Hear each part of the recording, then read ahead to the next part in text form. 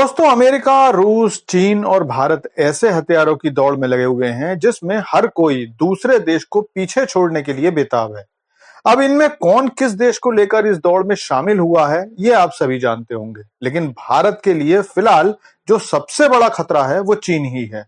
और इसीलिए defence experts एक बात पर बिल्कुल सहमत हैं कि भारत और चीन की लड़ाई एक बार होना तय है। अब ये लड़ाई 2 साल बाद होगी, 5 साल बाद होगी या 10 साल बाद होगी, इसको लेकर थोड़ा असमंजस है। लेकिन लड़ाई कभी भी हो, उसकी तैयारी पहले से ही करनी होगी और इसीलिए भारत नए हथियारों को बनाने की कोशिश भी कर रहा है। लेकिन चीन तो पहले से ही अमेरिका को पछाड़कर दुनिया की सबसे शक्तिशाली जगह पाना चाहता था। इसीलिए चीन ने यह तैयारी बहुत पहले शुरू कर दी थी। और ऐसा ही एक हथियार जिसके बारे में दुनिया को बहुत कम पता है, आज उसके बारे में मैं आपको बताने वाला हूं। अभी पिछले दिनों ही भारत के स्टेल्थ अनमैन्ड व्हीकल की खबर आई थी कि इसे नेवी के लिए तैयार किया जा रहा है और जल्द ही ये बनकर तैयार भी हो जाएगा। लेकिन चीन ने ऐसा स्टेल्थ यूएवी काफी पहले से ही बनाया हुआ है और चीन के स्टेल्थ यूएवी का नाम है GJ-11 शार्प स्वॉर्ड। इस स्टेल्थ यूएवी का चीन ने सबसे पहले प्रदर्शन सिंगापुर एयर शो में किया था। पिछले दिनों ही खबर आई थी, चीन ने अपना एक और स्टेल्थ फाइटर J-20 बना लिया है। GJ-11 इसी J-20 का रिलायबल विंगमैन ड्रोन है। और इससे भी ज्यादा बड़ी बात यह है कि GJ-11 को चीन के सबसे आधुनिक एयरक्राफ्ट फुजियन पर तैनात किया गया है। GJ-11 के बारे में ज्यादा कुछ जानकारी पब्लिक में नहीं है, लेकिन इसे पिछले साल दिसंबर में दिखाया गया था, जबकि GJ-11 एक फुल स्केल एयरक्राफ्ट पर मॉकअप कर रहा था।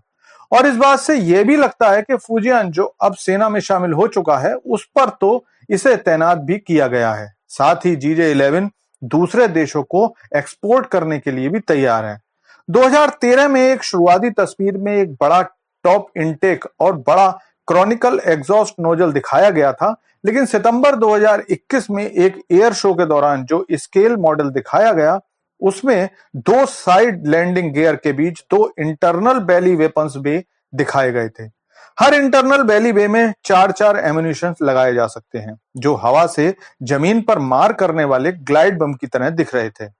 दरअसल स्टेल्थ फाइटर जेट हो या स्टेल्थ यूएवी, इन दोनों की स्टेल्थ कैपेबिलिटी को बढ़ाने के लिए इसकी बॉडी पर बनने वाले एंगल्स का खास ध्यान रखा जाता है और ऐसे में उन पर 90 डिग्री के एंगल बनने से बचाए जाते हैं। इसी तरह इन पर तैनात मिसाइल या ग्लाइड बम खुले में अन्य फाइटर प्लेन की तरह नहीं लगा सकते। इसीलिए इसके लिए फाइटर प्लेन या यूएवी के नीचे साइड में, जिसे बेली एरिया कहते हैं, एक जगह बनाई जाती है जिसमें ये लगाए जाते हैं।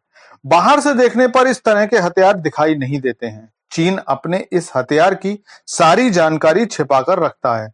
लेकिन पिछले साल चीनी सैन्य विमानन विशेषज्ञ एंड्रिया रूप्रेस ने वुहान की एक तस्वीर पोस्ट की थी, जिसमें भूमि आधारित नकली विमान वाहक वाहन दिखाया गया था, जिस पर J-15, J-31 और GJ-11H दिखाए गए थे।